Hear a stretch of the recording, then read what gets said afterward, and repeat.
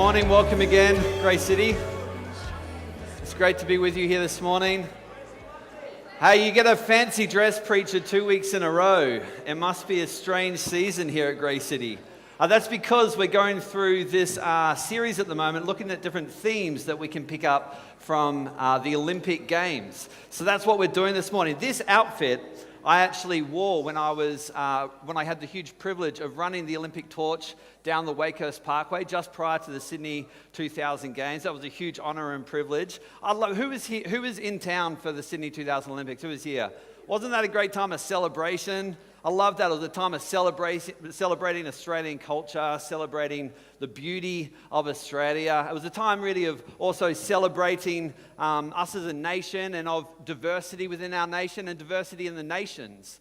It was a time of celebrating unity as well. It was a time of celebrating, of course, sporting prowess and athleticism. It was a real time of celebration. I loved the Sydney 2000 Olympics. And actually, leading up to the Rio Olympics, the chief operating officer, his name is Leonardo Greiner, of the Rio Olympics, he said this. He said, "Celebration and transformation will be the key themes of the 2016 Rio de Janeiro Olympics." And he said, if I had to pick one theme, it would be this. It would be celebration.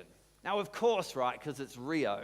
All the color, all the costumes, all the music, the home of samba. I mean, they have a 6-day festival every year called Carnival that happens across the whole of Brazil. I mean, it's a nation of partying, a nation of celebration. So, of course, Rio was going to be a time of great celebration. So it's this theme. I've said the word about 35 times already. You can probably guess what the theme is from the message for the message today. It's this theme of celebration I want to pick up. Now, celebration's a massive theme actually throughout the Bible. God tells the Israelites a number of times, he says, there's something I want you to remember about your history and about your past, so I want you to celebrate it every year. I want you to have an annual festival to remember it. So he says this in Exodus 12:14. God says this to the Israelites. "This is a day you are to commemorate for the generations to come. You shall celebrate it as a festival to the Lord. A lasting ordinance." How long does it last for? For 7 days. Old Testament Israelites, they could have told the Brazilians something about what it was to throw a celebration and a festival. The Psalms are also full of celebration. We read in Psalm 145 this, "One generation commends your works to another. They tell of your mighty acts. They speak of your glorious splendor of your majesty, and I will meditate on your wonderful works. They tell of the power of your awesome works, and I will proclaim your deeds. They celebrate your abundant goodness and joyfully sing of your righteousness." The guy who wrote that psalm, David, also in 2 Samuel 6, celebrated before the Ark of the Covenant, danced with all his might before the Lord. Jesus in the New Testament, he was often also at parties. He got invited to a lot of parties. In fact, he did his first recorded miracle at a wedding banquet. Did anyone know what it was? Changing water into wine. No wonder he got invited to so many parties after that, right? So he was a fun guy. Lots of celebrations happening with Jesus. In fact, he describes heaven as a wedding banquet. He describes it as a festival, as a celebration. In fact, in Revelation, that's how it's described as well. So celebration is this major theme that happens throughout the Bible too. So there are three big ideas that I want to pick up about this idea of celebration today. The first is that we should celebrate each other. The second is that we should celebrate things as a team. And the third is that we should celebrate the ultimate. So first of all, celebrating each other. I don't know if you saw, but Australian swimmer Cameron McAvoy is the current 100 meters world record holder for freestyle. He's also the world champion, and coming into this Olympics, he was expected to bring home the gold for that event. He progressed quite easily through the heats and through the semis and into the finals, and the hopes of the nation were on his shoulders, because the 100 meters freestyle is a little bit like the 100 meters sprint for the track and field. It's like the blue ribbon event of that part of the games, and Australia have gone a number of decades without winning a gold medal for that event. And so being the world record holder, the hopes of the nation were on his shoulders. There was a lot of expectation on him as well. And if he was able to bring home the gold, it would have elevated him from like hero status to superhero status. So there's a lot riding on him. But do you know what happened in that final? You probably know. He came seventh. Came seventh out of 8. And actually the guy who won that final was a year 12 school student, an 18-year-old kid called Kyle Chalmers. Now he's also an Australian. So you might think, well, that's a good thing. Australia still brought home the gold medal for that blue ribbon event. But here's the thing. When it comes to competition, sometimes if you can't be the one that gets the gold, the furthest away that gold is from you, the better. When it's close to home and it's not you that's won it, there can be a lot of heartbreak, because this kind of attitude is what fuels rivalry. It's what fuels the rivalry between neighbours like Australia and New Zealand. Have you ever seen people wear those t-shirts that say, I support 2 teams, New Zealand and anyone playing Australia? Have you ever seen that before? Because the idea is that if we can't have the gold, we don't want our neighbour to have it. We don't want it to be someone close to us because it's too hard. The heartbreak's too much to deal with. It's what fuels the rivalry between Canada and America, or Serbia and Croatia. I don't know if you saw the basketball this week, but that was intense. Why? Because if we can't be the one to have the gold, the further it is away from us, the better that it is, because it's easier to deal with the heartbreak. But this is how Cameron McAvoy responded when his countrymen won the gold that he was expected to bring home. How did that race play out for you? Not the best, but I guess my preparation was really good all year round, and it was probably just a little the last week or so, I imagine, which is probably where I've been kind of thrown off, but enough about me. Kyle's come in, he's done half a second PB on top of the PB he did at the trials, and to be just turned 18 and Olympic champion, that's bloody wonderful, isn't it? Well, you've got a fantastic attitude. That's why you're such a popular teammate. We better go. But enough about me. Kyle's just turned 18 and he's Olympic champion. That's bloody wonderful, isn't it? That's amazing. Later on that evening, actually, when Cameron was interviewed about the fact that there were these rumors going around that he had underperformed because he was actually carrying an illness, this is what he said: I don't want to stand here being the guy rolling off excuses, it was this or it was that. Not only because that's not the type of person I am, but I also don't want to take anything away from what Kyle has achieved. He's a man who really celebrates other people's successes. And when you come to this passage in the Bible, Philippians chapter 2, if you're familiar with that passage, you probably remember it being a great example about Christ's nature, about his example to us in humility. But for years I've read that passage and I've skipped over the first 4 verses of that chapter, which I just found mind-blowing as I read them recently. Now, I don't often quote from the Message, but I love the way Eugene Peterson phrases it in the Message. He writes this: if you've gotten anything at all out of following Christ, if his love has made any difference in your life, if being in a community of the Spirit means anything to you, if you have a heart, if you care, then do me a favor. I love that. Do me a favor. Agree with each other. Love each other. Be deep-spirited friends. Don't push your way to the front. Don't sweet-talk your way to the top. Put yourself aside and help others get ahead.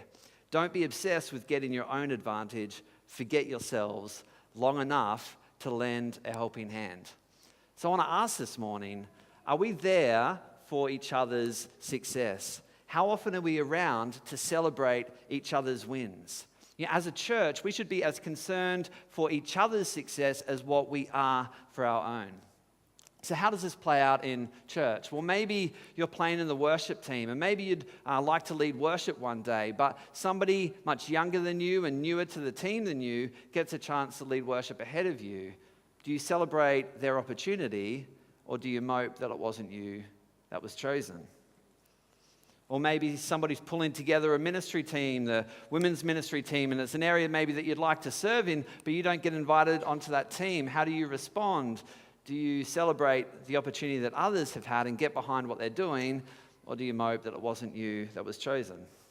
This doesn't obviously only happen in church life. Maybe you're helping out people with a group assignment, and somebody who you helped out a lot at university ends up getting a far better mark than what you got.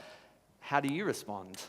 Do you celebrate their success, or do you mope that you got a worse mark than what they did?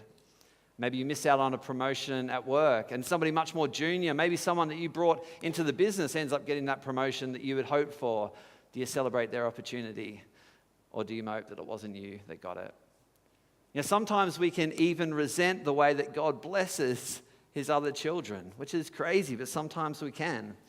Mike has invited a team of people to minister with him over in the Philippines, and maybe we had hoped that we would be the ones that could go, but we didn't have the money to. And then we hear that God has miraculously blessed somebody financially so that they're able to go, and they go and have this great opportunity, but we're left here in Sydney. How do you respond to that? Or maybe somebody receives a prophetic word, and what God says to them is in store for them in the future is everything that you'd hoped for in your life. Do we celebrate that prophetic word they've received, or do we mope that it wasn't us that got that? How do we respond? I'm not saying that all of those scenarios are just and fair and right, but how do we respond when they happen to them in life? Because probably all of those scenarios, or at least variations of them, are things that have happened to me, and I've had to make the choice. Do I let bitterness and envy and jealousy and resentment bubble up in my own life? And I've got to be honest with you, often it does. Often it does. We fail to celebrate the success of other people and rather focus on what we have going on in our lives. The key is to take those thoughts captive and to celebrate each other's success. But enough about me. Kyle has just turned 18. He's Olympic champion. That's bloody wonderful, isn't it? I don't want to take anything away from what he has achieved. Do me a favor. Don't push your way to the front. Don't sweet talk your way to the top. Put yourself aside and help others to get ahead. Don't be obsessed with getting your own advantage. Forget yourselves long enough to lend a helping hand.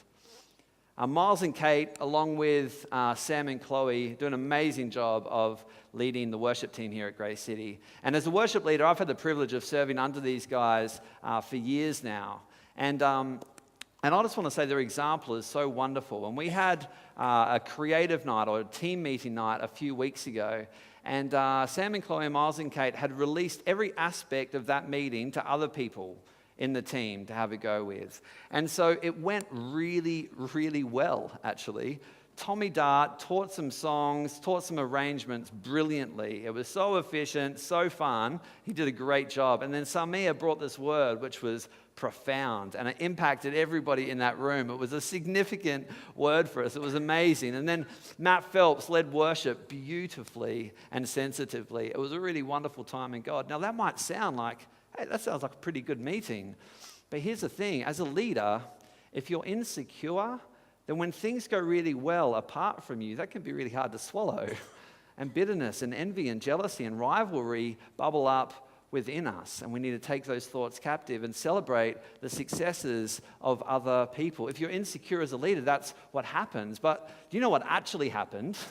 At the end of that night, Kate got up, quite emotional, actually, just so stirred by what had gone on that evening. And she said something like this: I'm becoming aware of what God put me on this earth to do, to get out of the way and help others to get ahead.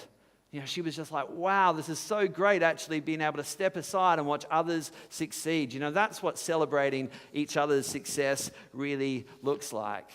We've got people who do that here at Grace City. Viv, I don't know if you're here, but you are such a constant encouragement, a faith-building encouragement for us. We love you so much. Joshy, who led worship today, mate, you inspire me in so many ways. Where are you? There you are, mate. The culture of honor that you carry with you wherever you go is a huge inspiration. I just love it so much. Ian Beard, thank you for the way that you've invested in my marriage over the last 8 years. I've so appreciated it. Carmen, I don't know if you're here, but that simple short text message that you flicked me after Wednesday night, it meant so much. It really did.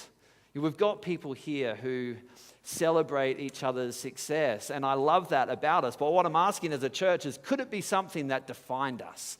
Could it be something that people looked on this community and say, wow, they're just so there for each other's success. They're so there to help each other get ahead. Could it be something that we're not just celebrating each other's success, but we go out of our way to ensure and to contribute that each other can get ahead? Could that be something that defined us?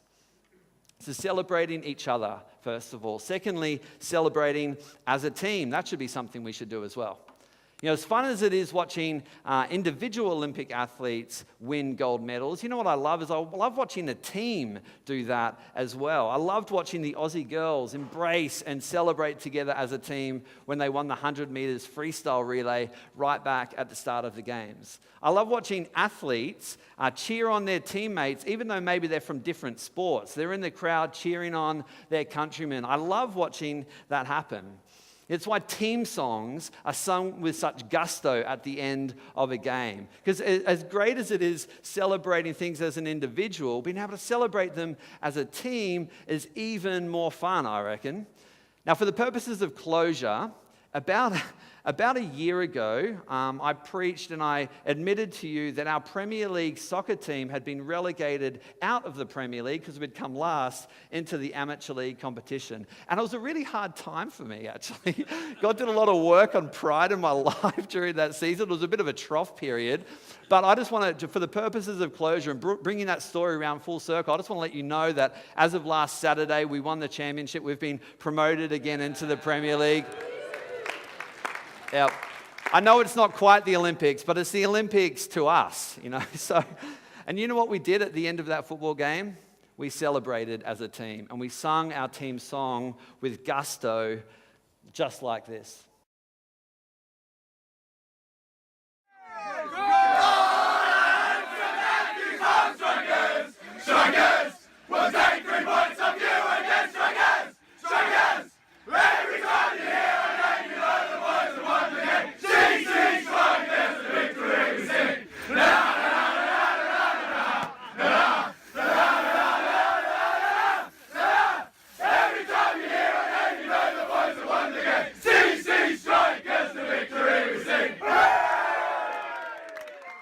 Means a lot to us.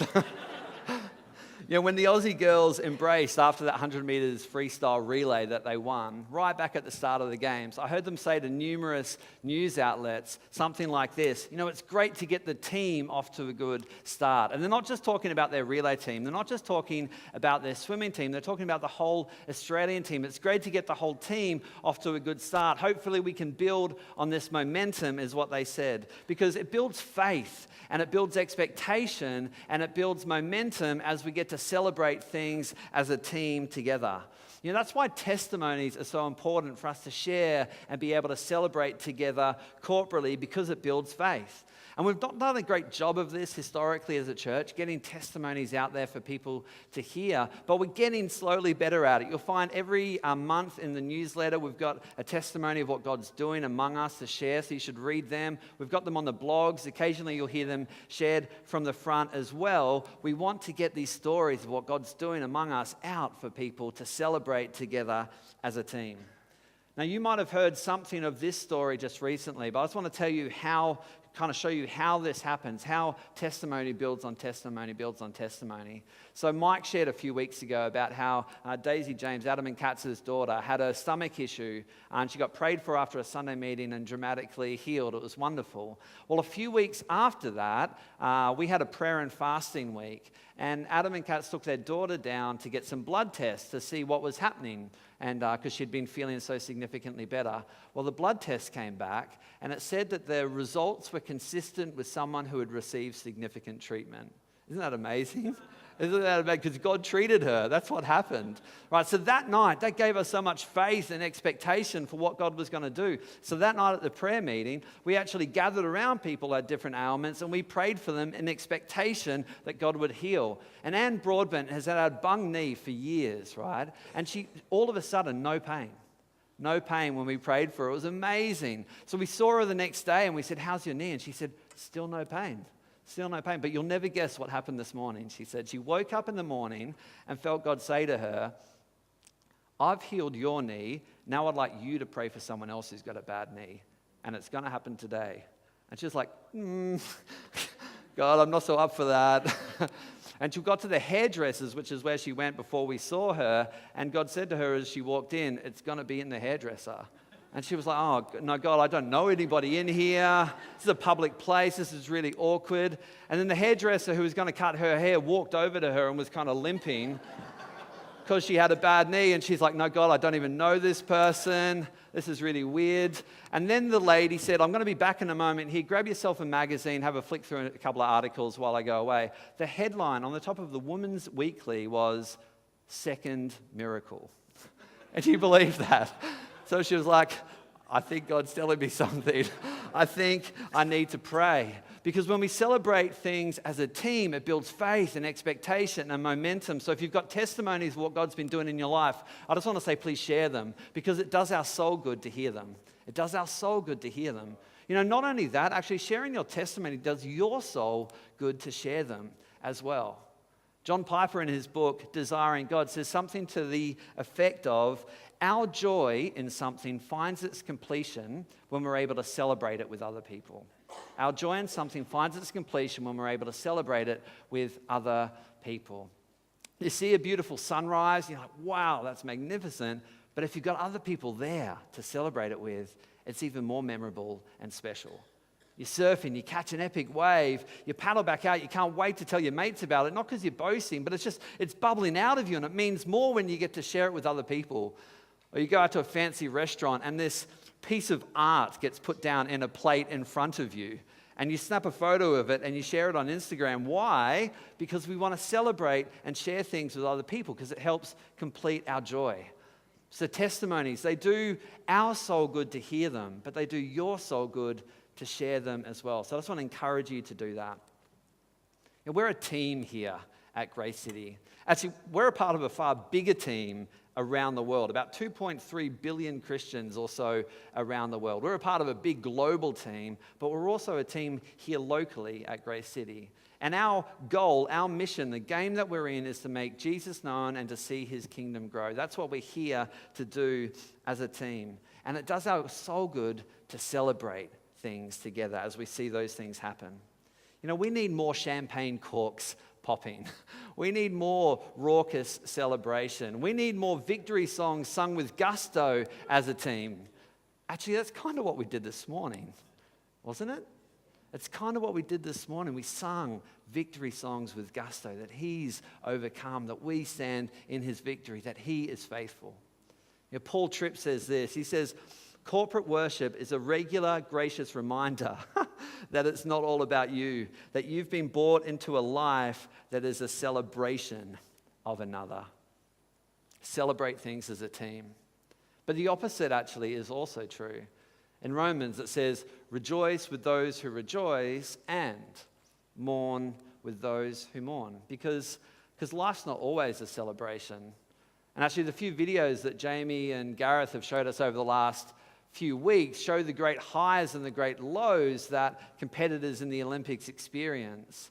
Great highs when things go as they had hoped, and great lows when things don't go as expected. And there's devastation, and there's disappointment, and there's heartbreak, because sometimes life's not all a celebration.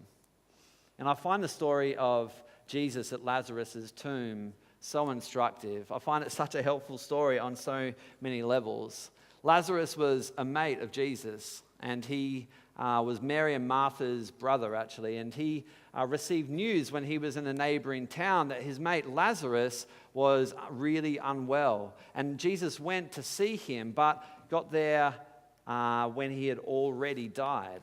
And it says this in John 11, when Mary reached the place where Jesus was and saw him, she fell at his feet and said, Lord, if you had been here, my brother would not have died. She knew that Jesus could have done something about it. She knew that. And when Jesus saw her weeping, and the Jews who had come along with her also weeping, he was deeply moved in spirit and troubled. Where have you laid him? He asked. Come and see, Lord, they replied. Jesus wept. Jesus wept. Jesus was so deeply moved in spirit, and he wept. And what this tells me is that Jesus sees their pain, and Jesus sees our pain as well. And the story, as the story goes on, we read this, that actually Jesus raises Lazarus from the dead, and a whole bunch of crazy stuff happens after that. So the question is, if Jesus was fully man and fully God, and if he could have raised Lazarus from the dead, maybe he even knew that he was going to raise Lazarus from the dead. If those things are true, then why would he weep?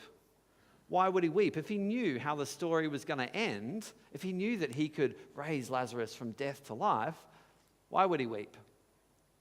You know, God cares so much about you that he's chosen to make himself emotionally connected to you. He's chosen to make himself emotionally connected to you. And that verse in Romans is true of us and God, is that he rejoices when we rejoice, and he also mourns when we mourn. You know, Jesus feels their pain, and God feels our pain. And the gospel, or the good news, is this, is that God looked down on his creation and he saw sin and sickness and suffering and pain, and he was greatly moved. And he did something about it.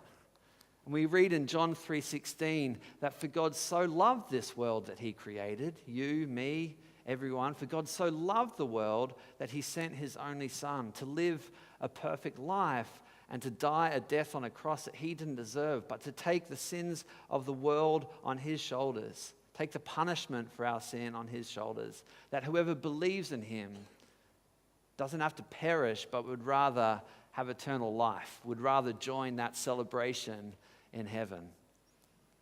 You know, do you know that heaven cheers every time that happens? Do you know that there is a celebration in the heavenlies every time someone comes to faith, every time that somebody believes? It sparks this cosmic celebration. And maybe that's you today. Maybe you're here and I don't know why you've come, but maybe somebody's invited you or you just felt like checking church out. And maybe you're here and you know that you're yet to believe. Maybe that's you today. And maybe today something's changing inside of you. Maybe your heart is changing as the pennies dropping or the light's been shone on your circumstances, and you realize that there is this amazing creator, magnificent God who also cares deeply about my circumstances and situation and cares deeply about me. And maybe you're realizing that for the first time and something's changing inside of you. And maybe today could be the day that you move from spiritual death into spiritual life. And I just want to say that we would love to celebrate that with you as a team here, because there's no greater reason for celebration than that. Because God sees your pain and he's done something about it. He sent Jesus to deal with it, to break the chains, to open the door and to set you free. We'd love to see that happen today if that's you. And you know what? It actually starts with a really simple prayer. It starts with a prayer just saying, God, I believe in you. God, I'm sorry for ignoring you up until this point. I choose to follow you from this time on. Please come into my life. It's a simple prayer that starts friendship with the creator of the universe. That's amazing. And if that's you today, please don't leave without that happening. So we should celebrate each other. We should celebrate as a team. We should also celebrate the ultimate. You know, there have been a couple of moments in these Olympic Games that have stuck out to me more than anything else. A couple of clips, two of which that I want to show you now, where people truly gave glory where it was due and celebrated the ultimate victory. How good's that, eh? That's the Fijian Rugby Sevens team giving glory where glory is due after they won their nation's first, not only gold medal, but first ever Olympic medal. They're giving glory where glory is due. They're celebrating the ultimate. Now, it's said that the origins of the marathon race actually date back to about 490 BC, when the Greeks were fighting against the Persians. And they were battling away in this city called Marathon, actually. And it was the first time that the Greeks had been without the support of the Spartans, who were like their special forces. And they're battling away against the Persians, and they're greatly outnumbered. And the odds were stacked against them, and nobody expected them to win. But do you know what happened? They overcame. They overcame. And a Greek soldier, after fighting all day, was sent as a runner back to the city of Athens, back those 42 kilometers, those 26 and a half miles. He was sent back to the city of Athens to declare the victory. So he'd been fighting all day. He ran that way without stopping. He burst into the assembly and he declared, "We have won!" And then he collapsed and died. And you know what? That's the Christian life. We fight the battle, we run the race, we declare the victory, and then we join him in glory. We fight the battle, we run the race, we declare the victory, and then we join him in glory. So let's celebrate his victory this morning. Let's celebrate that he's overcome by the power of the Lamb, by the word of the Lord. Let's celebrate that he is overcome. Stand with me, we're going to worship God.